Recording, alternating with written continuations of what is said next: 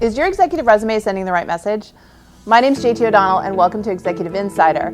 This is the YouTube series that provides career coaching to six-figure professionals. So today I'm going to be talking about 5 tips to improve your executive resume.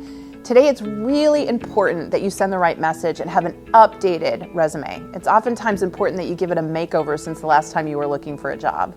Especially now that recruiters have installed something called the 6-second rule, which is basically they skim your resume for 6 seconds, and if they don't see what they need, they're going to toss to you. So these 5 tips are really going to help improve the chances that they spend more time on your credentials. So my first tip is about your font. You always want to use a clean line font.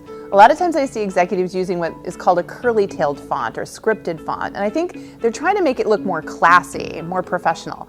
But the truth is, studies show those are harder to read. And so if you want to get a recruiter to absorb a lot about you in that 6 seconds, you've got to use a clean line font, which is much easier to read. So tip number 2 is to not put your MBA or your master's letters after your name at the top of the resume.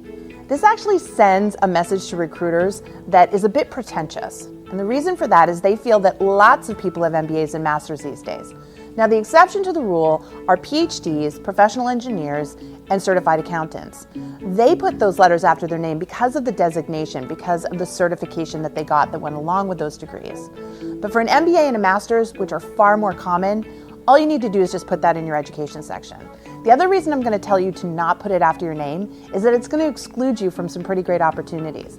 Any company that doesn't require the master's or the MBA is probably going to pass over you and think that you're overqualified. And that's because by putting it after your name, you're screaming the message that you only want jobs that require this degree. So it's better to not have those letters after your name. Tip number 3 has to do with your objective at the top. Get rid of it. That long-winded paragraph is too wordy and oftentimes written in really self-important text that's a total turnoff. I can tell you right now, recruiters skip right over it and go down to your work history. Instead, these days you want to replace it with your key skill sets. Usually it's a couple of columns of top key skill sets that really resonate with them so that they can quickly go through them like a checklist and in a matter of seconds see that you have the core skills that they've been told to look for.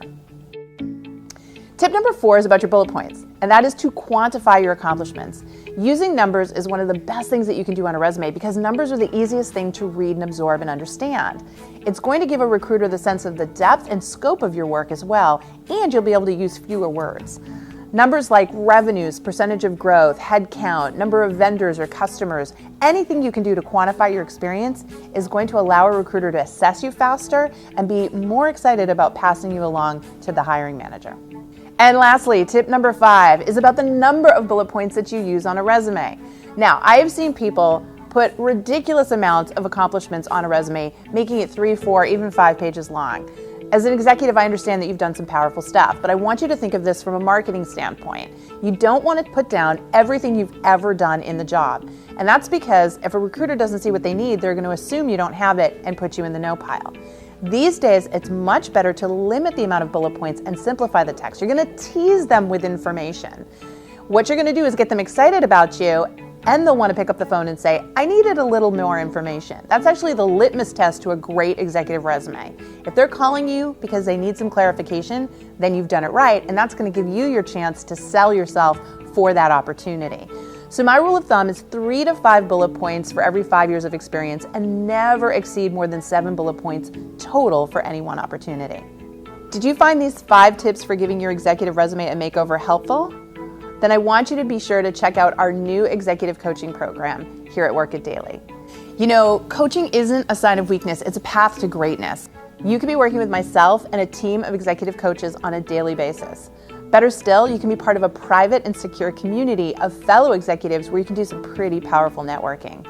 It's brand new and it's really amazing, and I want you to check it out in the link below. Okay, so get working on that executive resume. Those 5 tips are going to help make it much more readable. Questions, comments, feedback, we'd love to see them in the comments below. And of course, I want to see you in the next video, but until then, please remember this. If you want to win the executive game, you've got to work it daily.